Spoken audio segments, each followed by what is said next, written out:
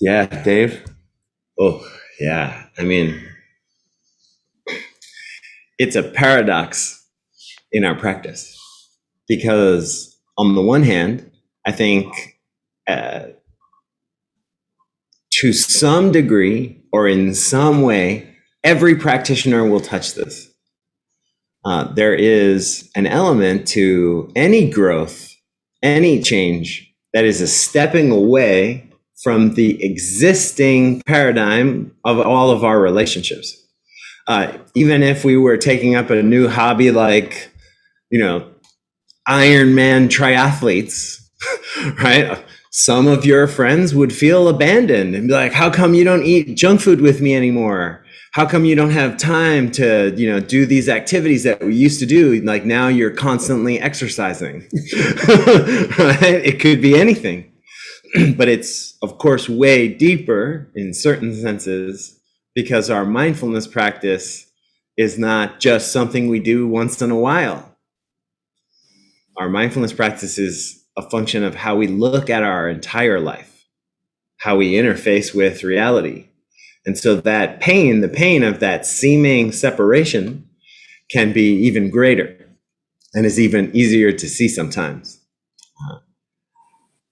So there's that on the one hand, right? Here's the paradox. So there's that reality that to some extent, we're all going to touch that in our own ways. Even if you touch it only as the mourning of your old self, even if as your practice changes who you are and changes how you think, right, you may experience a sadness, right? Looking back and being like, wow, like I'm not the Dave I was 20 years ago. I miss that guy. Like he used to enjoy getting really drunk and dancing at a party. He doesn't do that anymore exactly.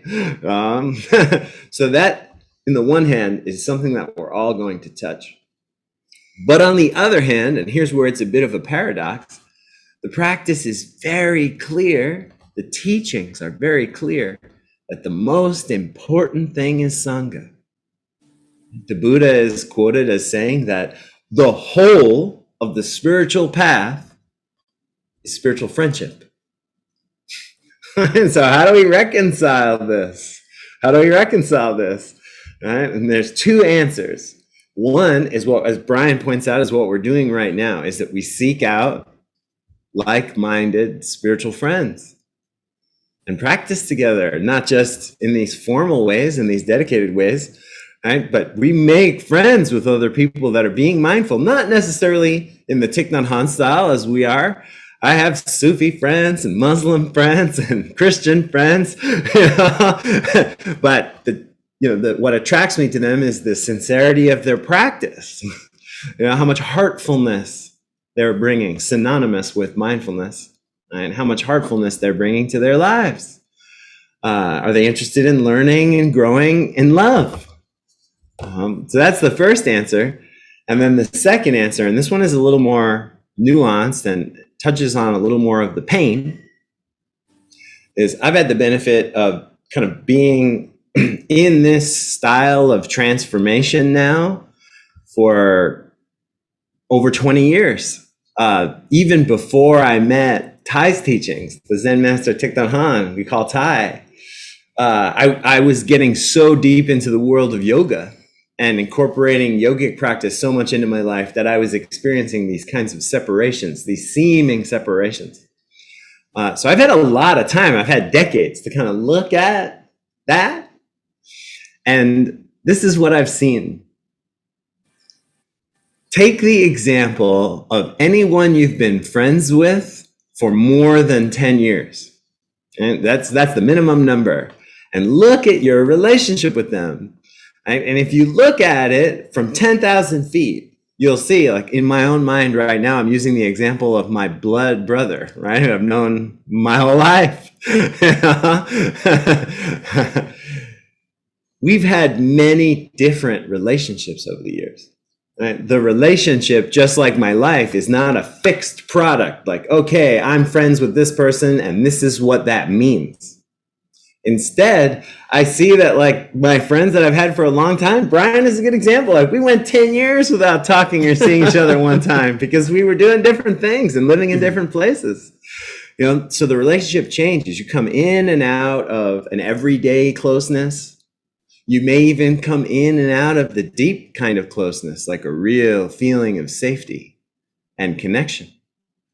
And so that's the first thing that I look at, is that, you know, over long periods of time, my relationships change. So it's not exactly a bad thing that right now maybe certain relationships are growing a little bit more distant, that they're not as nourishing. If they're not as nourishing for you right now, they might not be nourishing for the other person either. You know?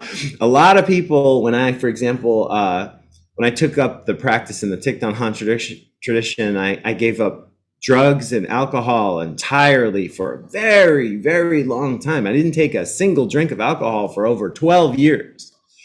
And this caused some of my friends a lot of pain. I'm Irish.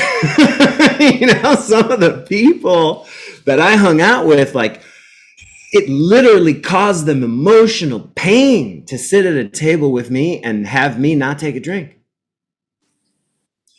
So in some senses, it was better during those years that we didn't spend as much time together. And the last thing I'll say is that when I'm looking at those relationships from the 10,000 foot level and seeing that they are a process and that they ebb and flow and that I grow closer and further apart, even to my oldest friends, my childhood friends, my blood relatives, what I see is that the thing that holds the relationship together, the thing that keeps the thread intact, is understanding. So for sure, there are going to be times as I change and as my friends change, where that understanding is going to diminish, right? Where there's going to be less understanding because something new has presented. And how could I understand it? It takes time to understand. How could I have expected my friends, when I really sincerely began spiritual life, to understand what I was experiencing when I didn't really understand it myself? And so the answer, and this is easy to say, you know, easier said than done. The answer is just to dump more understanding into this situation, this way, internally and externally. So that friend who you feel a bit disconnected from, who's harder to be around now for reasons X, Y, and Z, the first thing is really understanding here in my home why that is. What does that make me feel? What did it make me feel like to sit at that table and watch my friends get drunk? That was painful for me.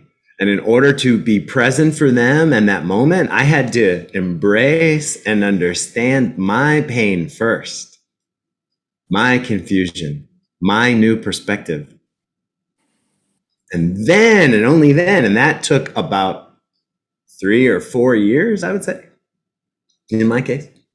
And then about 3 or 4 years into living in a very different way, I started to have enough understanding of what was taking place in me that I could start to turn to them in new ways and find new ways to spend time with them and find new ways to understand them with my new eyes, with my Sangha eyes.